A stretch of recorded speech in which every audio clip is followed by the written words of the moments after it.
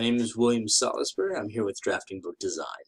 Today we're going to go over a relatively simple concept that can be done in a lot of different ways.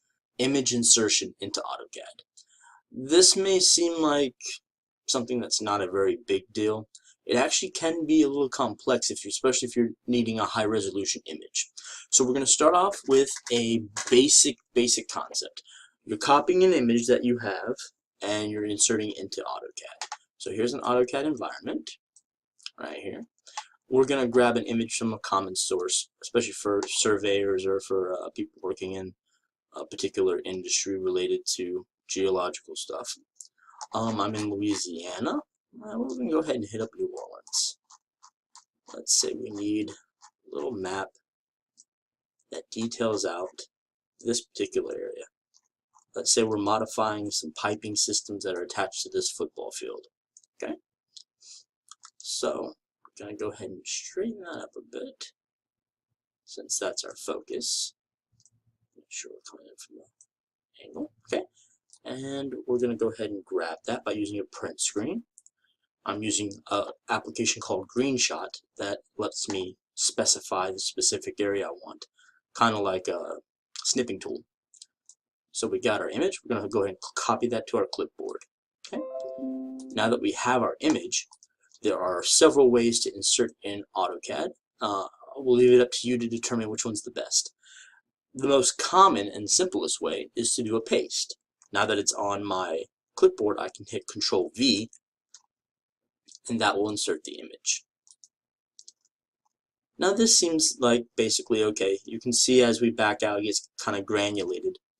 Also, another issue is you can't rotate this image. Say if I wanted to keep this from a different angle, I'm using the rotate command and snaps.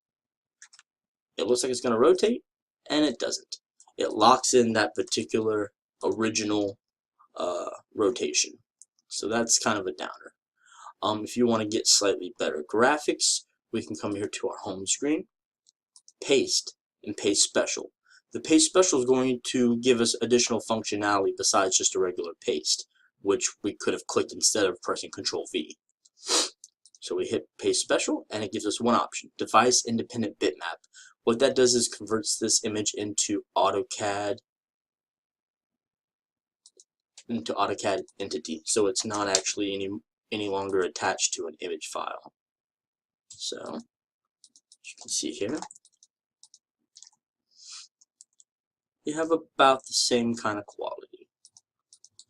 To modify or edit one of these, you click the image, try to grab some of the outer boundaries. You can right click if you have that functionality enabled. Go into OLE. You can open this in like in this case, there's nothing to open it with since it was pasted directly in.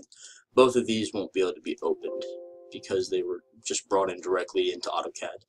So you can see they're about the same quality, pretty good, but not great. The best way, the way I've used since learning about it, is inserting in a different way using OLE objects. So we still have this image on our clipboard, right? So we're going to go to Insert, OLE Object under Data. Okay. There are several ways to insert this image. I have found that Microsoft Word is particularly useful. It seems kind of backwards that you would use Word to insert an image, but that's how it is. So here's our Word document, blank template, just to have this come in. Now there's one additional step when you're inserting this way. You have to click the image and switch its draw wrapping into in front of text. Otherwise, it's going to bring one of those text lines with you. You'll have white space. Okay. After we've done that, we can hit save, and it will populate the image right there. Okay. Or you can just hit close, and it'll bring it in. Either way. As you can see, a much bigger picture, much higher resolution. Even when you bring it down to the same size,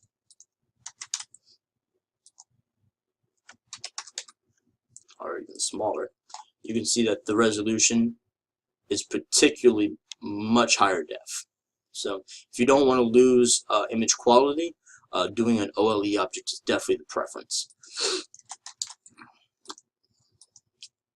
Okay, and now that we have that, There is one also additional benefit of bringing it in as an OLE object through Microsoft Word. If I wanted to, I'd click the outer boundary, I go to OLE Open, and unlike the other two that just get an ActiveX error, I'm actually able to open this in the source program I originally had it in. So, because Microsoft Word has editing tools, I can come in here and I have the capacity to lighten or darken. There you are. Or add a border, or whatever else you wish to do. If you wanted it to be a black and white, grayscale, you have all those options available. And I can save or just close out. And now I have the capacity to modify the image I originally sourced into this drawing. So that's the best methodology. If you really don't care about image quality, I would just go ahead and click Control V